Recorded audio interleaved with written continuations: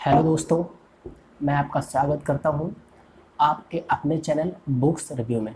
दोस्तों, आज हम बात करने वाले हैं एक विशेष पुस्तक के बारे में। ठीक है, वो पुस्तक है आपकी भारत गांधी के बाद। ठीक है, जिसको लिखा है श्री रामचंद्र गुहा जी ने। ठीक है दोस्तों, तो आज हम इस पुस्तक का रिव्यू करने वाले हैं और वो ऑनेस्ट रिव्यू होगा मेरी तरफ से, क्योंकि मैंने इसको करीब 20 से 25 दिन में कम्प्लीटली पढ़ा है। और मैं पर डे इसको 1 से 1.5 घंटे तक हमने इसको पढ़ा, और उसके बाद हम इसको 20 से 25 दिन बाद पूरी पढ़ पाए हैं। और पूरी पढ़ने के बाद हम आज इसका रिव्यू कर रहे हैं। पूरी बुक हमने पढ़ी 20 से 25 दिन में, फिर रिव्यू कर रहे हैं। और वो ऑनेस्ट रिव्यू होगा उन लोगों के लिए जो लोग IAS और PCS की तैयारी कर रहे हैं, क्योंकि ये बुक स्पेशली IAS और PCS वालों के लिए ही बनाई गई है। ठीक है दोस्तों, तो ये जो है आपकी भारत गांधी के बाद, ये रामचंद्र गुहा द्वारा लिखी गई एक बहुत ही विशेष पुस्तक है।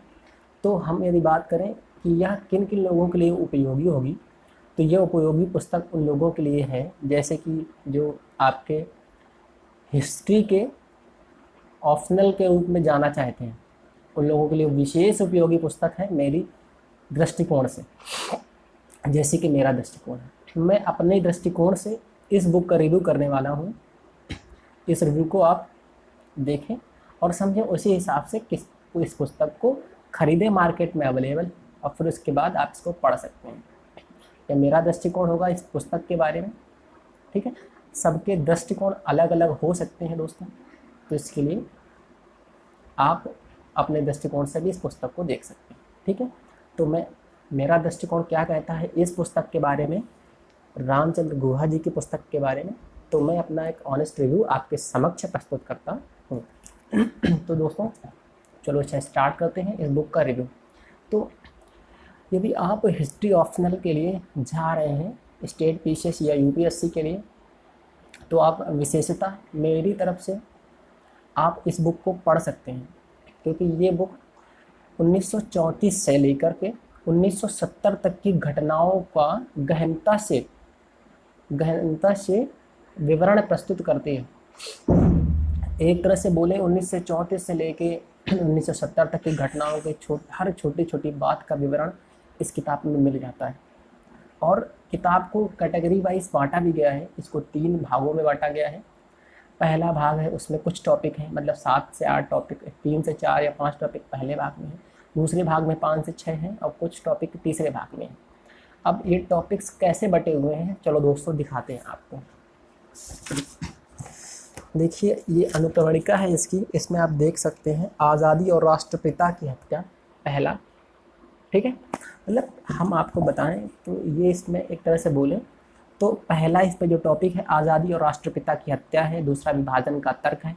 ये जो छोटे छोटे टॉपिक्स इस बुक में बनाए गए हैं, वो इसलिए बनाए गए हैं कि आप इन छोटे छोटे टॉपिक्स के माध्यम से ये जान पाएँ कि हम इस टॉपिक्स में क्या क्या पढ़ने वाले हैं। जैसे इसका पहला टॉपिक है आज़ादी और राष्ट्रपिता की हत्या। तो इसमें बताया गया है आज़ादी के समय का जो संघर्ष रहा है और राष्ट्रपिता की हत्या के बारे में। तो चलो अच्छा, थोड़ा सा मैं इस बुक के माध्यम से आज़ादी और राष्ट्रपिता की हत्या के बारे में जो घटनाएं हुई हैं उस टाइम की, मैं थोड़ा सा रूबरू करा देता हूँ कि इस पुस्तक में कैसे इस टॉपिक का इतिहास वर्णित किया गया है।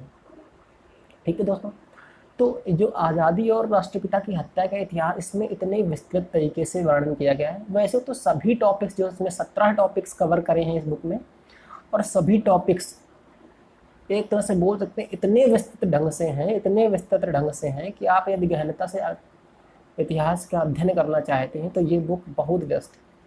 और 1934 से लेकर 1964 तक के लिए तो बहुत ही व्यस्त है। लगभग 1970 तक की घटनाओं का पर डे वाइज का विवरण है, मतलब एक एक दिन का हिसाब है इस बुक में। तो जो हिस्ट्री ऑप्शनल लेना चाहते हैं उनके लिए तो मैं कहूँगा कि ज़रूर से ज़रूर जाके इस बुक के पढ़ें, क्योंकि यह बुक पर डे का हिसाब रखती है, उस टाइम के हर एक आदमी का हिसाब रखती है, एक ऐसी बुक। तो जैसे हमने पहला टॉपिक बताया, उसके बारे में थोड़ा सा बताते हैं कि पहला टॉपिक जो आपको दिया गया है इस बुक में, राष्ट्रपिता की हत्या और आज़ादी, आज़ादी और राष्ट्रपिता की हत्या, इसका पहला टॉपिक है। इसमें कैसे कैसे घटनाओं का वर्णन किया गया है वो हम बता देते हैं आपको। तो इसमें राष्ट्रपिता, तो इसमें बताया गया है कि उस टाइम में मतलब जितनी समस्याएं थी भाई, सबसे ज़्यादा तो उस टाइम अंग्रेज़ों का प्रकोप, इन्होंने मांग करी कि हमें मतलब आज़ादी चाहिए। तो उस तरह घटनाओं का, और हिंदू और मुस्लिम लड़ाइयाँ उस टाइम इतनी विकराल सीमा का रूप लिए हुए थी कि गांधी जी बहुत परेशान थे। और उसके बावजूद वहाँ जो शरणार्थी थे वो भी बहुत परेशान थे। कुछ पंजाबी शरणार्थी थे, या जो आवागमन इधर से उधर हुआ था, उसमें एक तरह से स्वतंत्रता के टाइम इतनी समस्याएं थीं, क्योंकि जब भारत का विभाजन हो गया था उसके बाद गांधी जी की जो हत्या का जो सिलसिला चालू हुआ वो 20 जनवरी से स्टार्ट हुआ था। एक्चुअली में इस पुस्तक में दिया गया है, हम लोग सीधे डायरेक्ट 30 जनवरी पढ़ते हैं जहाँ उनकी मृत्यु हो गई थी 30 जनवरी 1948 को, लेकिन जो उसमें घटना का सिलसिला चालू हुआ वो 20 जनवरी से ही स्टार्ट हो गया था। एक्चुअली में 20 जनवरी को ही इनके ऊपर एक प्रार्थना सभा जब ये कर रहे थे, इनके ऊपर एक असेंबली में बम फेंक दिया गया था जो मदन लाल जी ने फेंका था, और वो पंजाब शरणार्थी थे। लेकिन उसमें ये सौभाग्यवश बच गए गांधी जी। उसके बाद 10 दिन बाद 30 जनवरी को पूना के एक शख्स जिसको हम बोलते हैं नाथूराम गॉडसे, उसने इनको गोली से मार दिया। वो ब्राह्मण थे जाति से, कौन? नाथूराम गॉडसे। और उन्होंने तुरंत आत्मसमर्पण भी कर दिया। अब आत्मसमर्पण करा क्यों? उन्होंने अपनी वजह क्या बताई, वो वजह किस पर लिखी हुई है। वजह उन्होंने बताई कि गांधी जी मुस्लिम पक्ष रख रहे थे, एक तरह से मतलब मुस्लिम पक्ष की नुमाइंदगी कर रहे थे। उसने ये पक्ष मतलब रखा। आत्मसमर्पण करने के बाद तुरंत उसने आत्मसमर्पण भी कर दिया, और उसने बताया कि गांधी जी मुस्लिम पक्ष की नुमाइंदगी कर रहे थे, इसलिए हमने गांधी जी को मार दिया। लेकिन वास्तविकता में हम यदि इस पुस्तक के बाद जो हम अपना दृष्टिकोण देना चाहते हैं वो ये है कि उस टाइम ऐसी समस्याएं थी कि गांधी जी, नेहरू जी और सरदार पटेल जी इतना परेशान थे, क्योंकि सब पूरा माहौल भारत का तितर बितर हो गया था। मतलब करीब लाखों लोग यहाँ से उधर जा चुके थे, लाखों लोग वहाँ से इधर पलायन कर चुके थे। अब समझ लो कि इतनी समस्याएं थी, रहने की व्यवस्था नहीं थी, खाने की व्यवस्था नहीं थी। कम से कम 1 लाख झुग्गियाँ बनाई गई थी जब शरणार्थी पाकिस्तान से इधर आए थे या फिर इधर से उधर गए थे। तो 1 लाख झुग्गियाँ करीब बनाई गई थी जिसमें लोग, शरणार्थी लोग रह रहे थे। इतनी समस्याएं थी, उनको भोजन देने की व्यवस्था, रहने तक की व्यवस्था भारत में नहीं थी। उन समस्याओं से जूझ रहा भारत, और उस कठिन परिस्थिति में गांधी जी और नेहरू जी ने जो कदम उठाए उस परिस्थिति के हिसाब से बहुत सटीक कदम थे मेरे दृष्टिकोण से, क्योंकि उस परिस्थितियों के हिसाब से जो कदम उठाए वो बहुत सटीक कदम थे। अब कुछ लोग मानते हैं, कुछ लोगों का मानना ये भी है कि गांधी जी ने मतलब हिंदुओं के साथ बड़ी ज्यादती करी। तो उस समय की परिस्थितियों को देखते हुए यदि कहा जाए तो गांधी जी ने ऐसा कुछ गलत नहीं किया है। मेरे दृष्टिकोण से, अपने अपने दृष्टिकोण है, मैं अपना दृष्टिकोण रखता हूँ, यदि किसी को बुरा लगे तो माफ़ी चाहता हूँ। क्योंकि उस समय ऐसी समस्याएं थी जिसमें मुस्लिम और हिंदू हिंसा झड़प इसलिए हो रही थी क्योंकि कई मुस्लिम भाई उधर चले गए थे और कई हिंदू भाई उधर से इधर आ रहे थे। तो पलायन होने की वजह से, और सबसे बड़ी बात वहाँ पे जिन्ना जी ने कर दी थी कि इन्होंने ही पूरी व्यवस्था ही बिगाड़ दी थी, क्योंकि ये मुस्लिम पक्ष से थे और इन्होंने मुस्लिमों के लिए एक नया पाकिस्तान मांग दिया गया। तो सबसे बड़ी व्यवस्था तो जिन्ना जी ने बिगाड़ी थी। तो मेन तो वही थे कि उन्होंने पूरे, और सबसे बड़ा, हाँ एक गलती हुई कांग्रेस से उस टाइम, वो गलती ये थी कि कांग्रेस ने जिन्ना जी को हल्के में ले लिया। मतलब एक तरह से बोलें तो जिन्ना जी को बिल्कुल ऐसे ढीले हाथों से ले लिया कि मतलब ये मांग कर रहे हैं और मांग को उन्होंने सीरियस नहीं लिया, तो उनका भुगतान भुगतना पड़ गया। तो हाँ, कांग्रेस की ये मेन वजह थी उस टाइम की भारत विभाजन की, जो इस पुस्तक में वर्णित है, तो उन्होंने उसको हल्के पे ले लिया। ठीक है, तो इस पुस्तक में ये बात बताया गया है। और मेन वजह ये अभी थी, यही एक मेन वजह भी थी कि उन्होंने जिन्ना जी को हल्के ढीले हाथों ले लिया और उन्होंने पाकिस्तान की मांग कर ली और वो पूरा गई। तो ये हाँ, ये कुछ गलतियाँ हो गई थी कांग्रेस सरकार से, गांधी जी से या नेहरू जी से, तो उनका भुगतान भुगतना पड़ा। लेकिन उस टाइम परिस्थितियाँ बहुत ख़राब थी। यदि आप डिटेल में इस पुस्तक को पढ़ेंगे तो इतनी अच्छी पुस्तक है। यदि हिस्ट्री ऑप्शनल है तो आप इसको पढ़िए। मैं तो कह रहा हूँ कि इतने अच्छे से आप विस्तृत से इतिहास को जान पाएंगे, इतनी गहनता से इतिहास को जान पाएंगे कि शायद ही किसी ने जाना हो। हमने पुस्तक पढ़ी है और ऑनेस्ट रिव्यू दे रहे हैं आपको, बिल्कुल ऑनेस्ट रिव्यू दे रहे हैं। आप जब पढ़ेंगे जो हमने पूरी बातें बताई हैं वो सब इस बुक में मिलेंगी। और इस बुक को पढ़ने के बाद मेरे वीडियो पे आप आइए और कमेंट करिए दोस्तों, ठीक है। अब चलो, इसका ये पहला टॉपिक हुआ, ये थोड़ी सी बातें थी जो इस पुस्तक में है। जब आप इस पुस्तक को पढ़ेंगे, ये पहला टॉपिक पढ़ेंगे, तो इन बातों को अच्छे से जान पाएंगे जो हमने बताई हैं। इसका दूसरा टॉपिक है विभाजन का तर्क। विभाजन क्यों हुआ, पाकिस्तान का विभाजन क्यों हुआ, तो इसके बारे में बताया गया है कि उस समय कैसी समस्याएं पनप रही थी कि जिस वजह से विभाजन हो पाया, ठीक है। अब इसका जो एक तीसरा टॉपिक है टोकरी में सेब। इसका आशय क्या है इस पुस्तक में? टोकरी में सेब का मतलब ये है कि उस समय जब भारत आज़ाद हुआ तो सभी राज्य अपनी अलग अलग मतलब रियासतें जो राजा महाराजाओं के रूप में बिखरी पड़ी थी, उन्हें संघ में मिलाया जाना चाहते थे। कौन? नेहरू जी, पटेल जी, ये सब लोग चाहते थे कि ये जो रियासतें थी उनको एक करके एक संघ, राज्यों का संघ बना दिया जाए। तो अब सभी रजवाड़े एक होना नहीं चाहते थे। उसमें सबसे ज़्यादा अहम भूमिका यदि निभाई तो इस पुस्तक के हिसाब से वो थे वीपी मेनन ने निभाई। क्योंकि उस टाइम जब भारत आज़ाद हुआ तो सबसे पढ़े लिखे व्यक्ति के रूप में यदि कोई उभर कर सामने आया तो वो थे वीपी मेनन, ठीक है। तो वीपी मेनन सबसे ज़्यादा पढ़े लिखे थे, इसलिए वीपी मेनन का साथ दिया किसने? सरदार पटेल जी ने। और वीपी मेनन जी ने लगभग 70 से 80% भूमिका निभाई रजवाड़ों को एक करवाने में। और एक तरह से बोले तो लगभग बराबर का हिस्सेदारी सरदार पटेल जी की भी थी, क्योंकि सरदार पटेल जी ने बहुत संघर्ष किया था। लेकिन हम वीपी मेनन जी के इतिहास को भुला नहीं सकते हैं। हालांकि सरदार पटेल जी को सभी लोग जानते हैं, शायद ही वीपी मेनन को कोई जानता हो, लेकिन एक्चुअली में यदि आप इस पुस्तक को पढ़ेंगे तो उसमें पता चलेगा आपको कि सरदार पटेल जी अकेले ऐसे व्यक्ति नहीं थे जिन्होंने रियासतों को एक करा। इसमें 3 लोग शामिल थे यदि हम बात करें तो।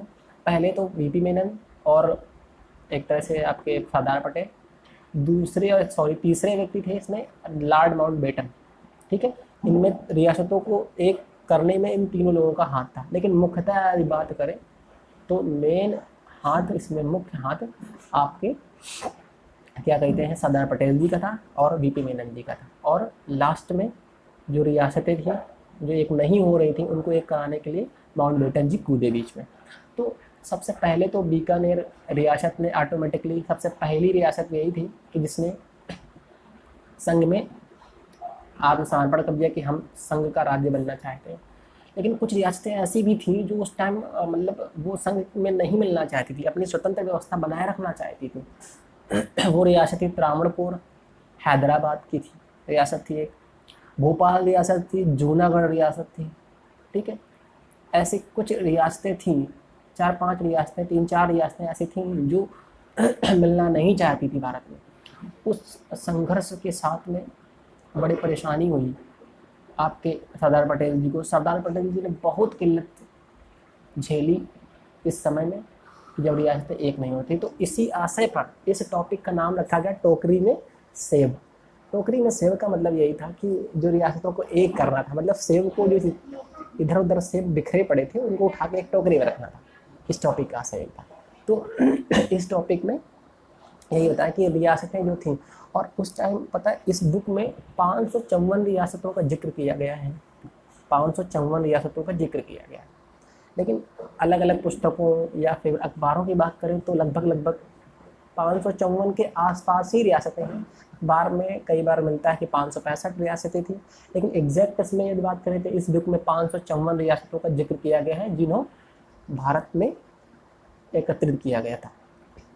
फिर लास्ट में निज़ाम जो हैदराबाद के मुख्य तरह से राजा ही बोले तो वो भी समर्पण नहीं कर रहे थे, मतलब एक तरह से बोले तो राज्यों के संघ में अपना संघ में राज्य में अपना विलय नहीं कर रहे थे। लेकिन फिर पटेल जी उस टाइम थोड़ा सा प्रेरित थे और उन्होंने एक योजना बनाई कि हम चलो इनको घेर लेते हैं। ये तो मतलब आना ही नहीं चाहते थे, तो इन्होंने एक सेना ली, अपनी पूरी सेना बनाई और हैदराबाद पे अटैक जैसा, मतलब एक तरह से घेराव कर लिया। तो निज़ाम जी ने ऑटोमेटिकली हवाई अड्डे पे आके आत्मसमर्पण कर दिया। उसके बाद जूनागढ़ रियासत, त्रावणकोर रियासत, ये अपना सबसे बड़ी बात तो उस टाइम त्रावणकोर रियासत काफ़ी रईस मालूम होती थी, थोरियम का कारोबार होता था और भी यहाँ पे कुछ पदार्थ मिलते थे जिसमें ये अपना समुद्र से व्यापार करते थे। तो ये रियासतें एक होना नहीं चाहती क्योंकि इनके पास पर्याप्त मात्रा में धन था और खुद की वर्चस्वता थी।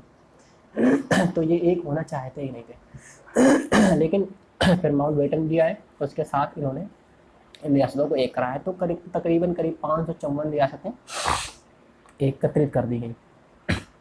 तो यदि हम बात करें इसमें और कुछ टॉपिक है तो मोटे मोटे हम आपको बता रहे हैं, जो हमने इतिहास बताया है इस पुस्तक के बारे में। जब ये आप पुस्तक पढ़ेंगे तो जो हम बता रहे हैं ये चीज़ें आपको मिलेंगी, क्योंकि हमने इस पुस्तक को बहुत ही डिटेल में पढ़ा है।